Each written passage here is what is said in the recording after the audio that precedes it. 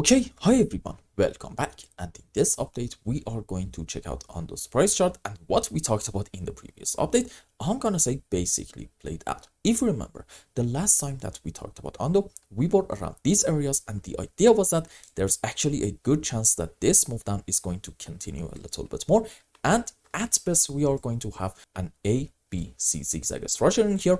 And since back then we didn't really have this C leg, I said, well, okay, makes sense to count on this move down to continue. So what happened?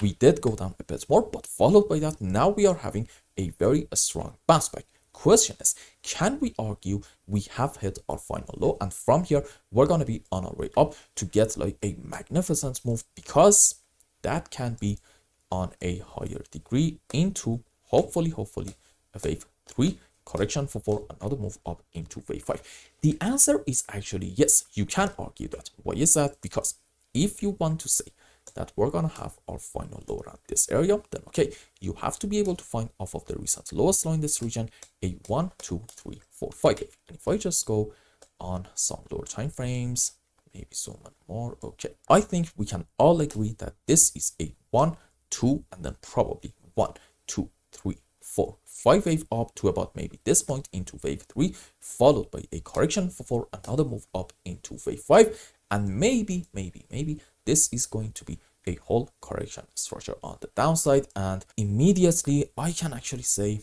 that we are having in here like an A B C zigzag up. This is maybe, yes, another ABC, this time on the downside and on a higher degree. Maybe this is one, this is correction for wave 2, and like we are having at the moment 1 2 decent move down into wave 3 correction for 4, another move into wave 5, which on a higher degree it's going to be into a wave 3 correction for 4, and yet another move on the downside into wave 5, and on a higher degree maybe these are the sub waves for an ABC expanded flat, suggesting, you know what, this is actually a 1 2 setup on a higher degree. And what we are going to have next, you know what, big move up into wave 3 and 4 and 5. So you see, there is certainly an argument to be made for the final low in Ondo to be already in.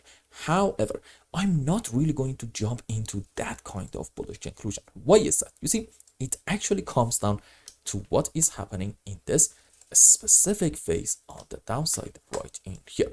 Because if you want to be bullish with more confidence, sure, you need to see off of the lowest low a 5 wave up, but also before that you need to see a complete 5 wave on the downside. However, in my view, this actually may end up falling into the category of having an A B C zigzag as opposed to a 5 wave. So this unfortunately opens up the door to having possibly an A B 5 up into C, meaning what, this whole move is a correction structure and the final low is not in yet, and even potentially from the current point we can expect a very strong move down in order to take all the lows. Question is, which scenario is in play? You see, there is no certainty in any market at any given moment. We are only allowed to talk about different possibilities, but here is the situation.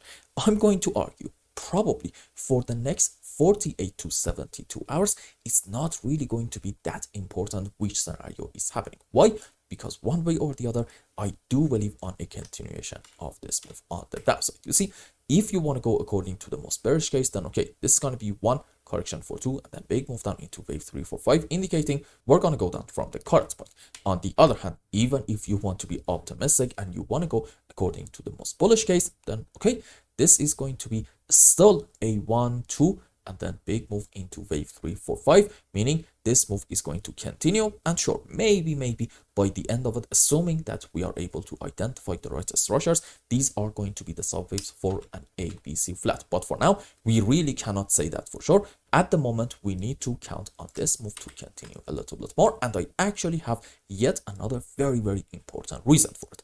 You see, when this move on the upside happened, it happened a bit too fast, and as a result of it, in H1 and also 30-minute time frame at the same time, we did create some very clear gaps, and I think they were somewhere around the 92 to about 92.5 cents region. And this is the key, pay attention. I believe gaps 95+% of the time are going to get filled.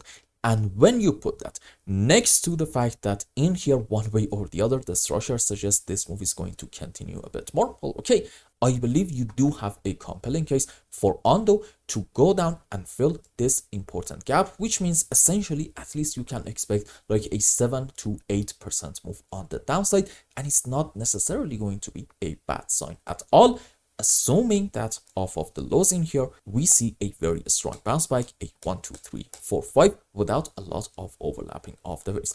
If we see something like this in ONDO, at that point, I'm able to be bullish with a bit more confidence and, for example, call what is happening in here generally a correction structure. I don't know, let's say like a WXY, maybe like a flat followed by a WXY by itself into a wave Y in form of a double zigzag. This count, in my view, can be possible, but right now, sure, the fact that we got this strong bounce back is a very optimistic sign. However, it's definitely not enough.